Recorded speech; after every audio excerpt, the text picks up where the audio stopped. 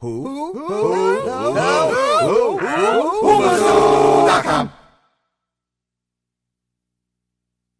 We've got a special guest in here with us tonight from Atlanta, Georgia, Spencer Pumpelly, who drives the Porsche Cayman in the SRO Motorsports Pirelli GT4 America Series for the Racers Group, is with us tonight. Spencer, how you doing?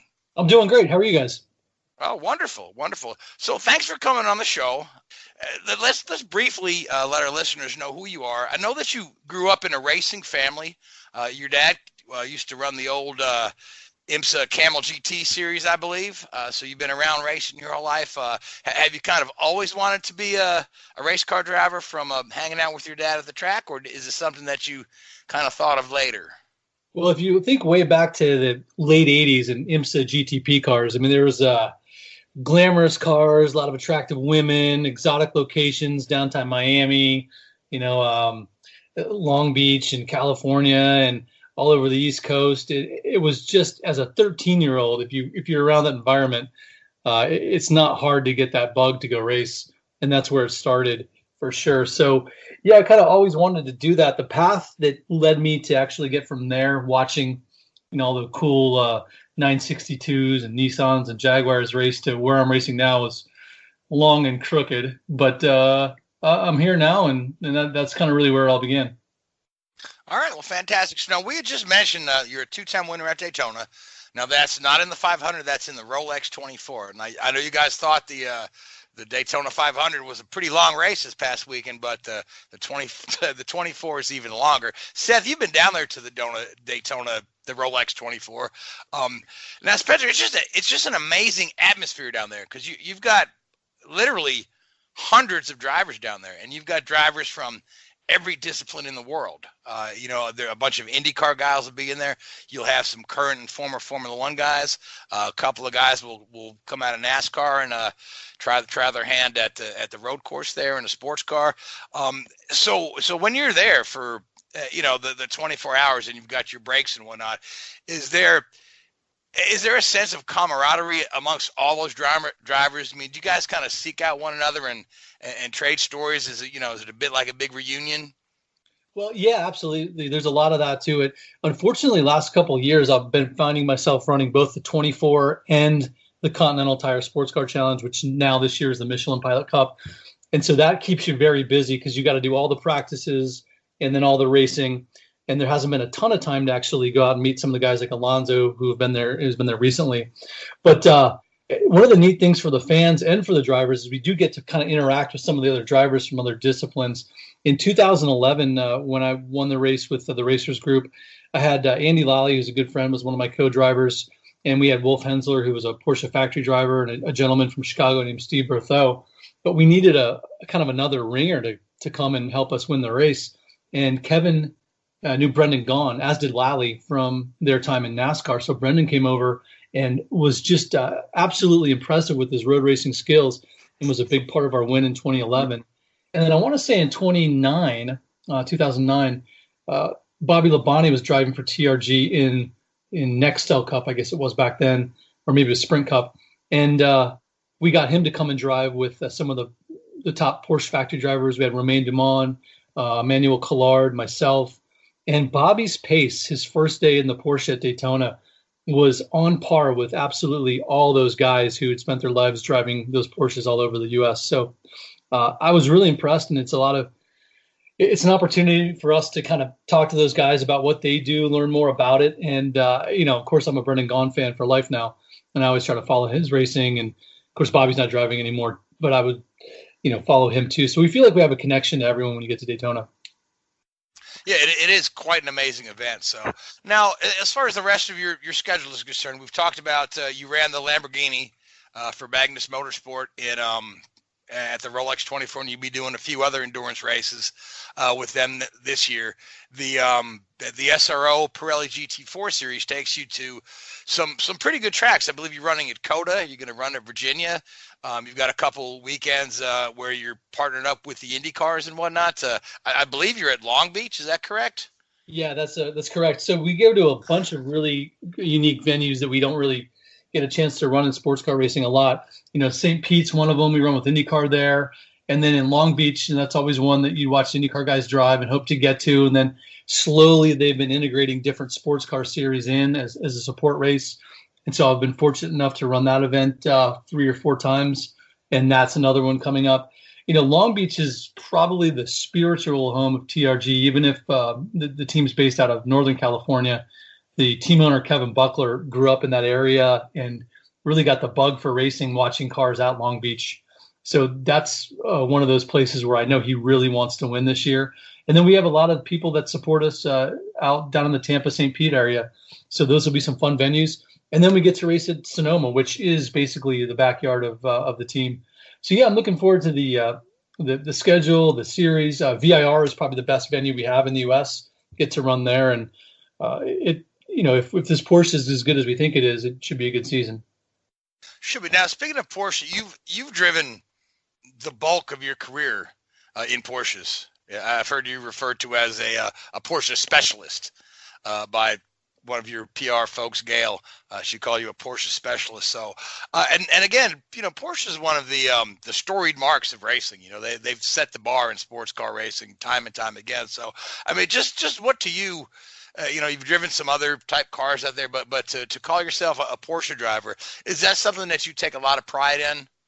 Well, I think nowadays, now that we've gone to the GT3 spec, the cars have actually become a lot closer as far as what the difference in the Lamborghini versus an Audi versus a Ferrari versus a BMW and a Porsche kind of feel and drive like.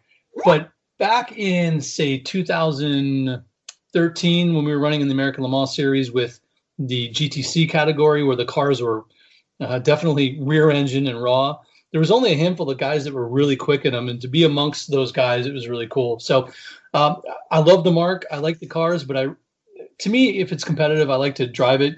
I think my favorite race I've ever run in my career was the ARCA race in New Jersey in a 800 power car that had 800 horsepower car that had zero grip.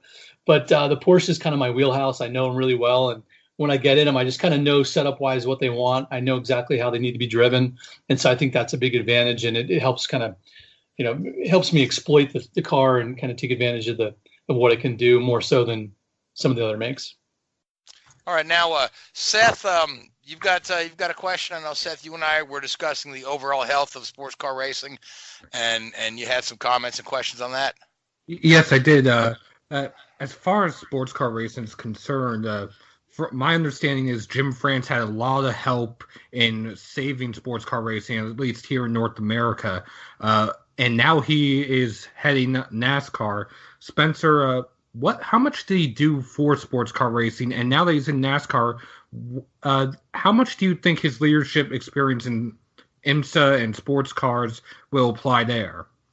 He has always been committed to sports car racing to the point where I think we owe a vast majority of where the sport is right now to his vision and his consistent support of the sport. There's been a lot of other people that have obviously had big influences. Don Panos, you think of one of them, but if you think about the influence that the France family's had on sports car racing, he's one of the guys that is really responsible for what you saw at Daytona, where you have a huge entry of top-notch teams, cars that are all professionally run, some of the best drivers in the world.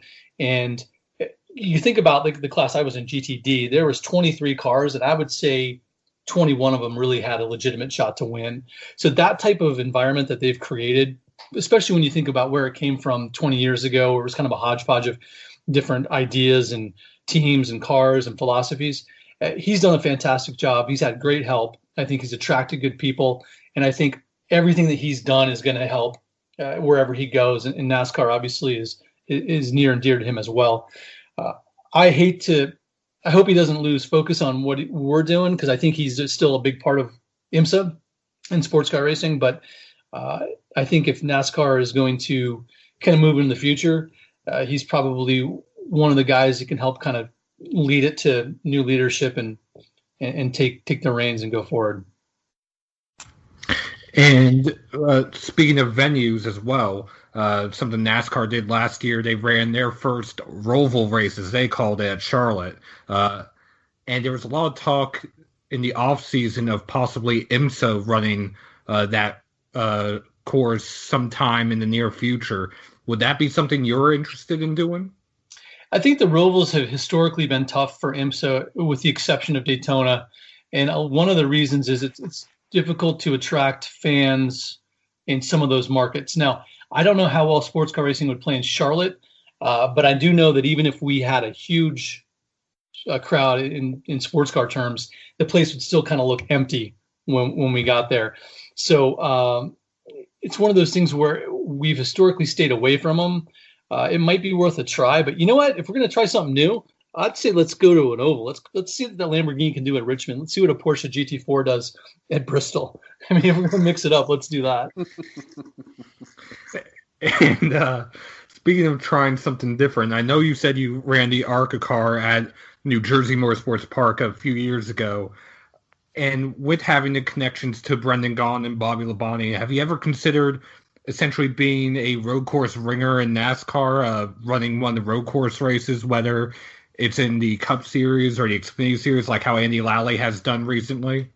Yeah, Andy Lally works very, very hard every year to try to put together those deals, and he's always been a NASCAR fan. And I think if he had his pick from a young age, he would have been a NASCAR driver. But as your career kind of takes its turns and opportunities arise, he ended up being a sports car driver.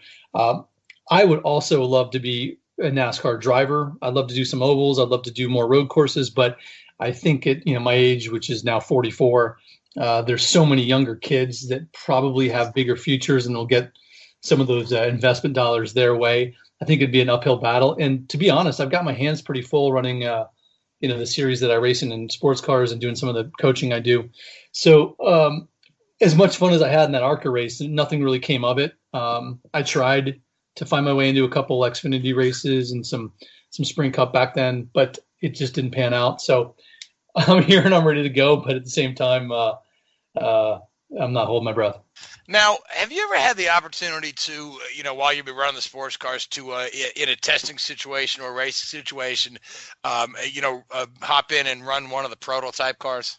I have actually. I actually raced a Daytona prototype in, I want to say it was 2006. It was over 10 years ago. But it was a good taste of a prototype. And then a couple test days, I've jumped in some high power radicals, things like that. I'm pretty much committed to the GT cars. I find that when I hop in those, they just kind of come naturally. I kind of felt the same way in the ARCA car, but when you get in the higher downforce stuff where you're doing more turning with the steering wheel and less with kind of the pedals, I feel like it's a different driving style, one that I could adapt to over time, but I'm not going to jump in anything right away and set the world on fire. Now, I did hear a story that one of your Rolex 24 wins, you were missing the clutch in the car for a good bulk of the time, and yet you still won the class. How how kind of harrowing was that to try to run that without the clutch? It was tough because first off, I was in the car when it let go. I think my co-driver Wolf had a little off, and something went up and took out the line right by the gearbox, which in that car obviously is behind the driver in front of the engine. And so when he came in the pits, it kind of chugged to a stop. And so when I left, there was still a little pressure in it, but it didn't want to go into gear. And we were still allowed to push the cars back then. So the guys gave me a little push and off we went. But after a couple laps, it was completely gone. And we decided, we knew for sure if we pitted to fix it, we would be out of the race. And we were leading at the time. So we decided to forge on. Now, in a lot of cars, you don't really need the clutch. But in that particular car, you needed it for downshifts because the sequential gearbox didn't really go from one gear through a neutral to the next. It went right from one to the other. So it would very frequently grind, and to try to rev the engine to match the revs, it was almost impossible without the clutch because it was never in neutral. So we were pretty sure the gearbox wasn't going to last. And then, of course, we had a long yellow flag for fog that year. And that was really tough, just kind of chugging around under yellow, not being able to stop the car on track. There's a couple times when the field would kind of slow down in an accordion, and you'd have to just chug along and pass a couple cars. And then when it spread back out, you have to fall back in the line. But sure enough, we forged on, knowing that if we spun them, the race would be over. And the myself and the rest of the guys, Brendan, Andy, Wolf, and Steve, they're able to kind of nurse it. And sure enough, the gearbox had probably another 5 hours left on it. We did our damage, but it wasn't so bad that that we were really kind of weren't going to make it. Oh, that's amazing. So now, Richard, you'd like to chime in here? Yeah, I just got a couple of questions, just more from a curiosity point of view, and to try and get your opinion on a few things. Yeah, you mentioned earlier when you've been running the Daytona 24, you have a lot of drivers from sort of a diverse background. Do you think that the likes of Alonso coming over and some of the IndyCar drivers and some of the NASCAR drivers coming over and racing that series, do you think in a way that sort of detracts from the job that you guys do? Because the sport obviously gets more attention for that race, but it's only because they're there. I don't know if you get what I'm trying to ask here. Yeah, no, I get what you're trying to say, and I never really thought of it that way. To me, the more attention we can bring to what we do, I think the better. And yeah. I never saw someone coming over to join us for the 24 as being kind of a front to what we do. To me, it was always an extra. It was something fun, a new experience, someone to learn from. Especially you just look at their take on racing in general, not necessarily how they drive that particular car, but what's their philosophy on the big picture and how do they approach their job. They have a pretty interesting job when they come over. They got a full season deal that's going on without them after they leave. So, if they mess up, if they crash the car, they could ruin a championship for other people they're never going to see again the rest of the season. So it's definitely a tough situation for them. But no, if someone were to come over and kind of take away a seat for the season, that would be a different thing. But I think the sports car drivers we have out there right now are a pretty good bunch. The one thing in recent years, though, is that since we've gone to these driver ratings, and I'm not 100% sure all your listeners are going to be familiar with them, but in sports car racing, thanks to the big amateur presence that we've always had throughout the years, we've tried to, as a community, formalize who's a professional, who's an amateur, and where you rank. So at Daytona, at least in my class, we can't really add a lot of drivers thanks to the driver rating requirements. In GTD, you're only allowed to have 2 drivers that are above a gold rating. So unfortunately, the year we brought in Bobby Labonte, we wouldn't be able to do that again this year. So one thing the driver ratings has hurt, among many, many other problems it's created in racing, is that we can't bring the guys like Bobby Labonte or Brendan Gaughan over anymore because we got to go find sneaky silver drivers to join the team. Yeah, no, I think it's. I mean, I think the way that the series, such as the IMSA Endurance Series and IndyCar's going, I think they're both 2 fantastic series, and from a purist standpoint in terms of watching racing, I think they're second to none. I can't think there's anything more entertaining up there. I think it's interesting to get your thoughts on where sort of NASCAR sits at the moment from a driver's standpoint, because obviously that's still in the US, that's the series that gets all the coverage, it gets all the attention, it gets all the media and column inches. But as a product, I think it's fair to say, and I'm sure Seth and Frank sort of share his opinion, it's not where the quality of the racing and the quality of the show doesn't match the media presence it gets in a negative way, whereas IMSA and IndyCar doesn't get the media presence it deserves in a positive way, if you like. Do you think that over time it'll balance out and the series that you race in and IndyCar will continue to grow and that NASCAR will fall, or do you think NASCAR can sort of reinvent itself a little bit? Oh, well, in my personal opinion, I do think NASCAR needs to do some soul searching.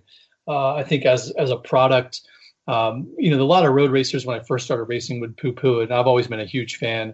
And then once I got involved when I was driving for TRG in the late 2000s, early 10s, and got to see from sports car side of that company what they were doing on the NASCAR side, I even increased my appreciation for how hard and difficult it is. But right now, I've got a young kid who's 6 years old, and he's a huge Chase Elliott fan, but he can't sit through a 4.5 hour race.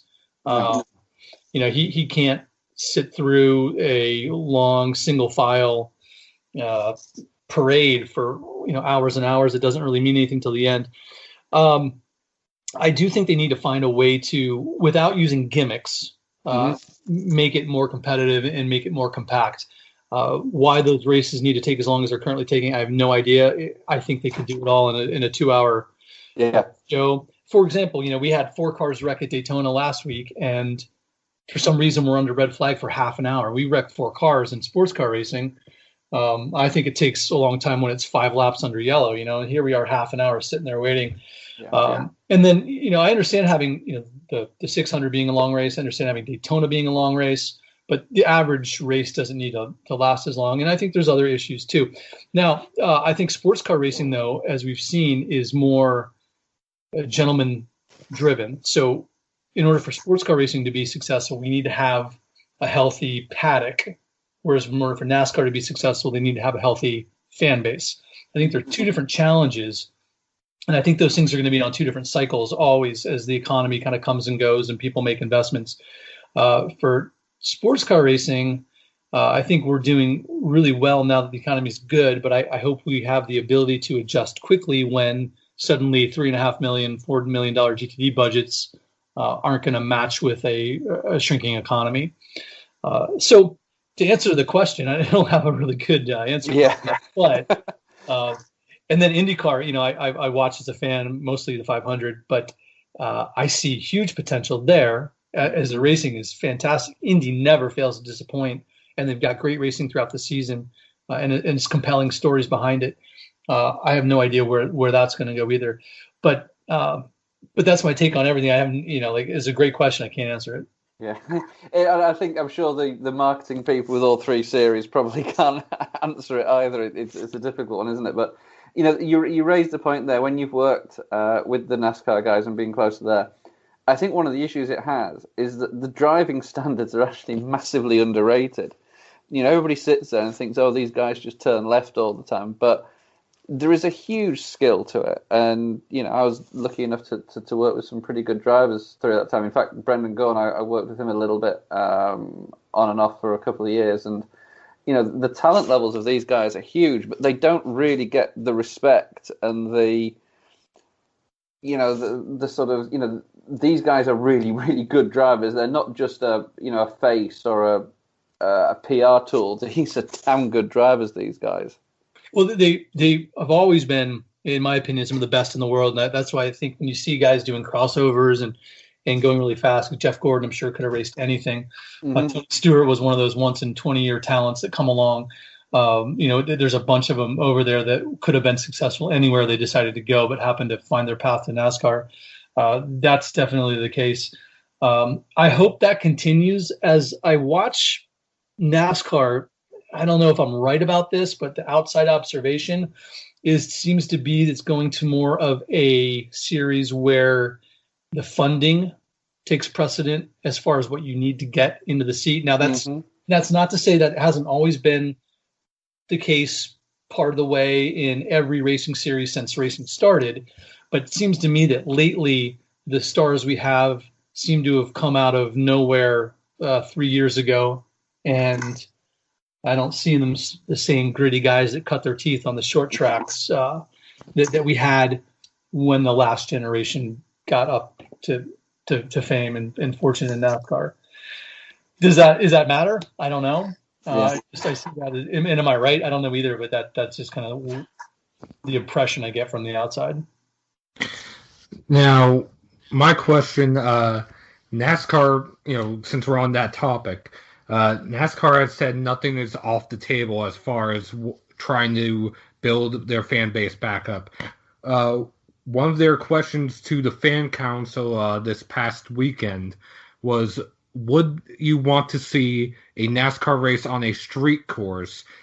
Do you think it's possible to have, whether it's the Cup Series, the Xfinity Series, or the Truck Series, anything like that, on a street course like Long Beach or any other one like Belle Isle? Well, I think could the cars race there? Absolutely. Would it be a good race? Probably. Definitely would be exciting. There would definitely be some action. The infrastructure, I think, is always the tough part there, but that's not to say it's impossible. So, yeah, if they can find a way to get the crowd, the teams, and everything to work at Long Beach, absolutely, they should definitely try that. There's a lot of things I think they could do. One of the engineers I've worked with in the past, who I think is one of the top guys out there, is a guy named Jeff Brown, Colin Brown's dad, and he did an interview with some friends of mine where he talked about what he would change if he got into racing, and he was able to wave a magic wand.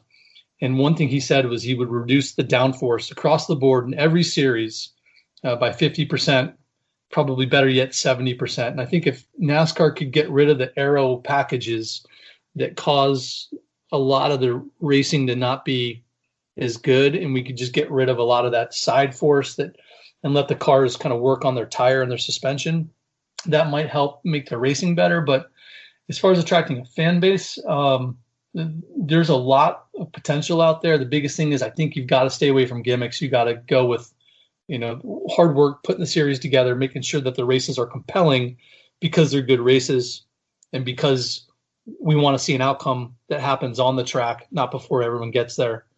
And then I think the fans will come back. Absolutely, yeah. So, Spencer, before we close out, I want to give you a couple minutes to, plug your sponsors. Let us know where we can find you on social media. I know we'll find you next on a racetrack at St. Pete in the weekend of March 8 to 10. So if you want to just go ahead and plug your projects for us, your sponsors, and your social media, we'd appreciate that. Let our fans know where they can find you and reach out to you. Oh, thanks. I appreciate that. Spencer Pumpelly at Twitter is probably the best way to go. I'm also on Instagram at Spencer_Pumpelly, I believe. I actually had an account get hacked, and I had to change my thing a long time ago, so I always forget which one was actually the real one, which one was the hacked one, but I'm pretty sure Spencer_Pumpelly is the one. And then I'm going to be racing this year for the Racers Group in the Pirelli SRO GT4 Sprint Championship, so we'll be racing like some of the tracks we talked about earlier, and that's a championship that I believe is 8 rounds with 16 events. And our sponsors this year are going to be the Racers Group, who's the team that's putting the effort together. Adobe Road Winery makes fantastic wines. I'm not as quite up on the wine knowledge as the guy that runs it, who is just he's like a college professor on how you make good wines. But all I know is that they're fantastic, and after the races, I really enjoy them. And then we've got LaSalle Solutions helping out, and a lot of other good partners there. And then I'm also going to be running the NAEC, the North American Endurance Championship, with Magnus Racing and Lamborghini over in the IMSA side of things. So there's a lot coming up, a lot to be excited about this year. Hopefully the World Challenge stuff leads to a championship, and hopefully the Magnus team does good with and without me, and we'll come to the end of the season with some smiles on our face and do it again next year.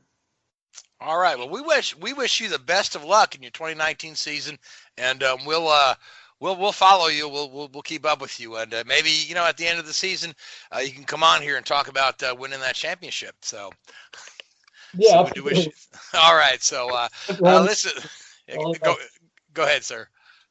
Yeah. Thanks again for having me. All the best, guys. All right, guys. Hey, we're going to take a quick commercial break. Everybody, we'll be right back. You're listening to Drafting in the Circuits. WHOOBAZOO, that's Subaru.com.